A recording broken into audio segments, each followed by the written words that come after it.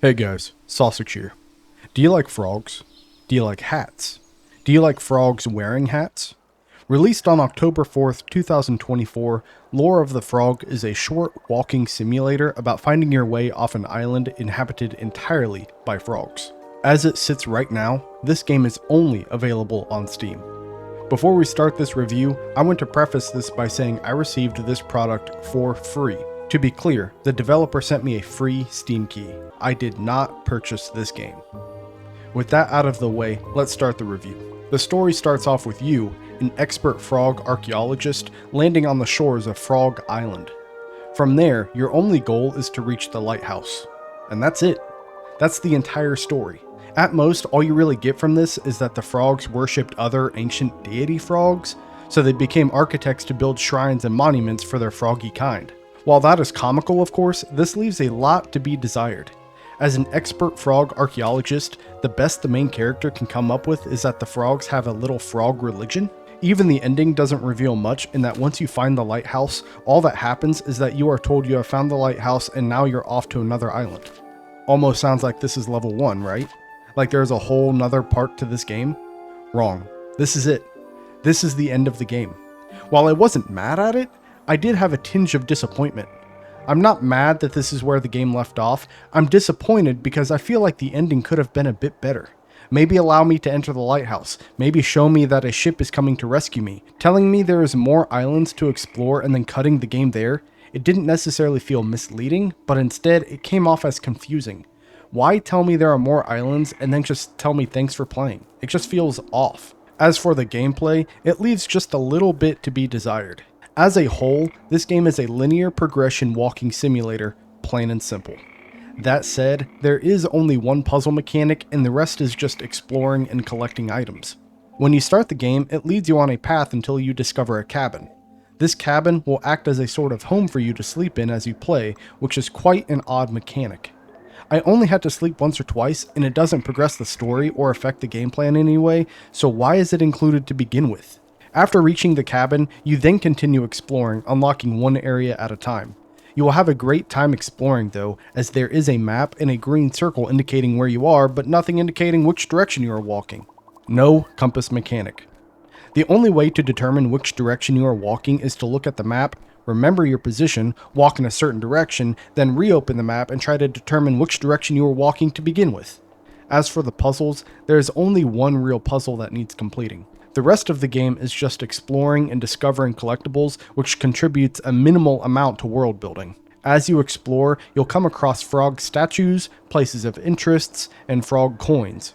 What do these things do? Well, I'm not entirely sure. There are 5 froggy statues that you can clean leaves and vines off of, but after I cleaned all 5, nothing happened. No achievement, nothing. Or at least nothing I could notice anyway. The game advertises solving casual puzzles. Unless I missed something, there was only one puzzle. You could argue that fixing the steps to the cabin was a puzzle, or dropping the bridge at the end of the game was a puzzle, but those felt more like a collectathon mechanic than a puzzle.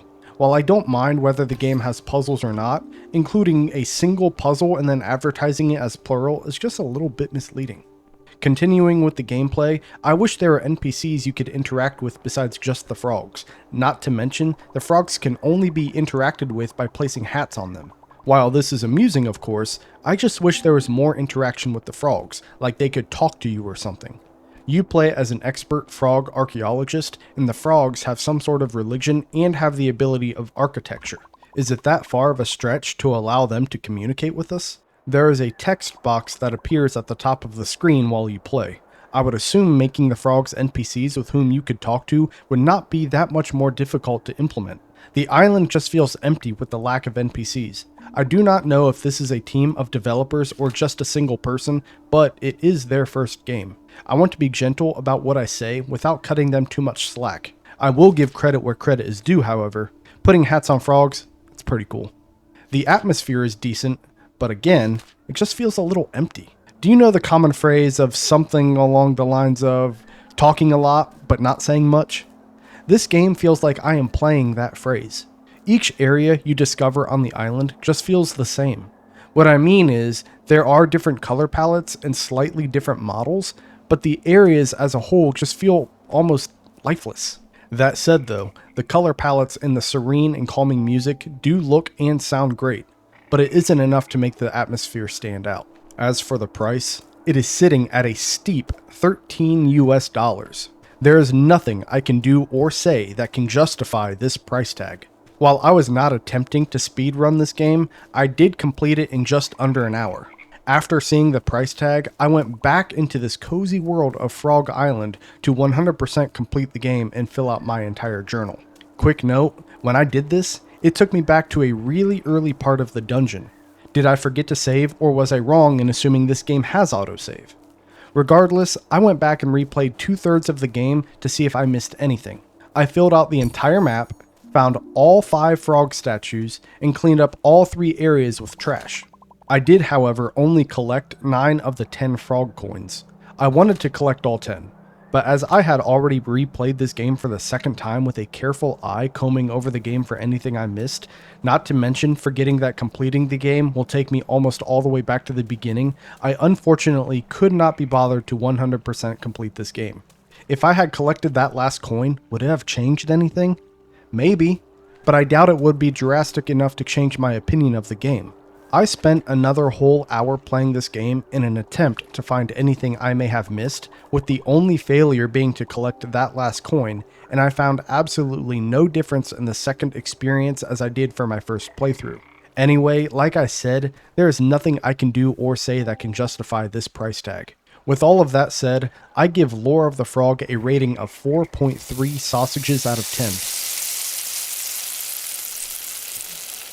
The story has so much potential, being an expert frog archaeologist on Frog Island, but unfortunately, aside from that information in the beginning, the story just sort of ends there. I wish the developer had put more into the narrative of this game because it feels like it really does have potential. The gameplay leaves a bit to be desired. I enjoy walking simulators, but if I'm going to play a walking simulator, I expect something else to accompany the experience, be it narrative, puzzles, or collectibles, so long as these mechanics actually affect the game in some way. The developer advertises puzzles, but there is only one. The rest of the game is the frog archaeologist talking to themselves in frog puns as they explore the island collecting items. You can place hats on frogs, and as amusing as that is, it cannot carry the weight of the game by itself. The atmosphere is decent, but it just feels a little empty and lifeless. The serene and calming music is nice, as is all of the color the developers pumped into the game. I just wish the island had a little more liveliness and personality. The price is the game's weakest link. $13 US for a game that took me only an hour to complete is almost offensive. I understand that the developer wants all their hard work to be compensated. However, from the player's point of view, $13 for what I'm getting out of this is a ripoff. If the developer dropped this price tag, I would feel comfortable bumping the rating up to a 6. It could even be bumped up to a 7 or maybe even an 8 if the developer added more of the story, NPCs, or more puzzles, but as it sits right now, I cannot give this game more than a 5 at most. Again, I am sure the developer put a lot of time and effort into this game, but from the player's point of view, $13 for the experience I'm getting out of this is just not worth it. And that's my review of Lore of the Frog. If you enjoyed this video, consider liking and subscribing, but if not, just know that I appreciate your viewership nonetheless. I also stream on Twitch occasionally, so consider following me on that platform as well. Anyway, I think I'm going to cut my review here. Mahoney out.